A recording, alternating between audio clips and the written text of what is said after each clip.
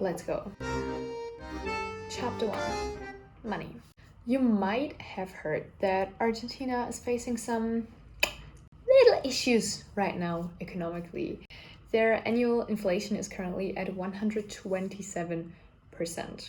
Now, I'm not going to explain the economics behind it, first of all, because it's not relevant for you for the sake of this video. Second of all, because I don't understand it.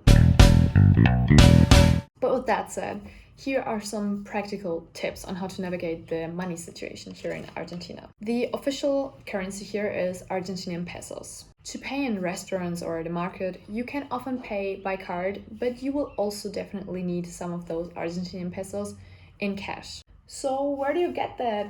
Can I just withdraw some at the ATM?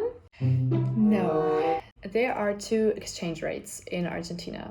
One is the official rate, and then there's the unofficial so-called blue rate. Basically, because the peso is so fragile, the dollar or euro are valued at a much higher price on the street. This is why if you go to a local exchange office, they will give you more dollars for your pesos than an ATM would do.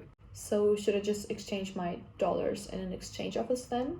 You could, but what's an alternative is Western Union. It lets you take out pesos in cash for a good exchange rate, almost the blue dollar rate. This way you can save the dollars or euros that you brought to Argentina for other stuff. For example, in some hotels, you will need to pay in dollars, or I personally have to pay my rent cash in dollars.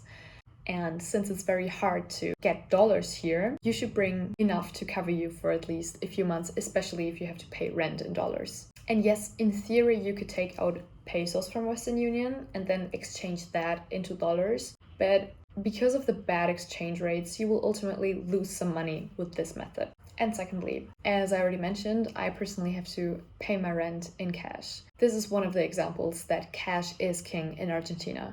For example, restaurants will also give you 10 to 20% discount if you pay by cash. Often, not always. Also, while you can often pay by card, some banks charge the official rate, while some banks charge the blue rate. So it is definitely worth researching that beforehand. My Trade Republic Visa, for example, charges the blue rate, which is why I pay in the supermarket by card.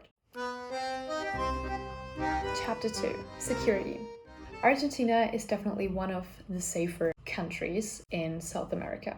But you should, of course, not underestimate the dangers of a big city like Buenos Aires.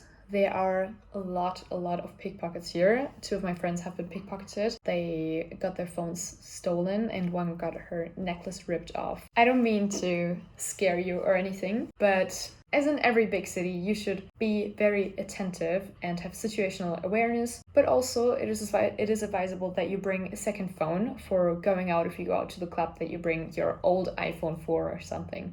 And also take out your SIM card from home in case your phone gets stolen, because that way you will still be able to do your online banking or access other accounts with your home mobile number. And also, pretty obvious, but don't be stupid. Don't fall asleep at 4 a.m. on the streets of Buenos Aires with your Apple Watch on. Like, if you get robbed, then that's just your fault, homie. I'm sorry.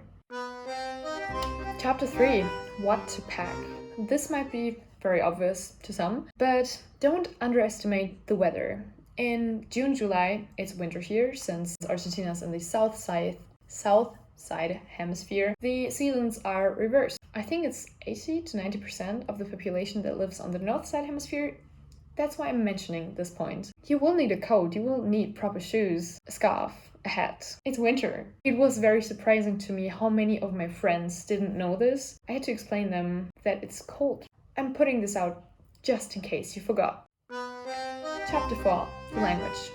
Argentina speaks Spanish, but it might be a different Spanish from what you learned at school. Us in Europe, we often learn the Spanish from Spain. I know that people in the USA often learn Spanish that is spoken in Mexico. Argentina has very distinct features like the voceo.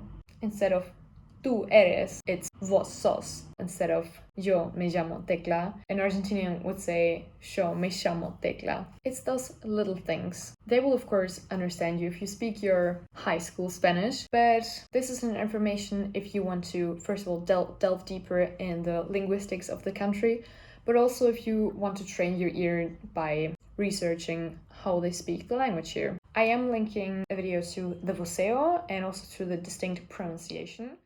And chapter 5 is food. This is a hard topic. It might be an unpopular opinion. Many people still have that idea that every country in Latin America has sort of the same food.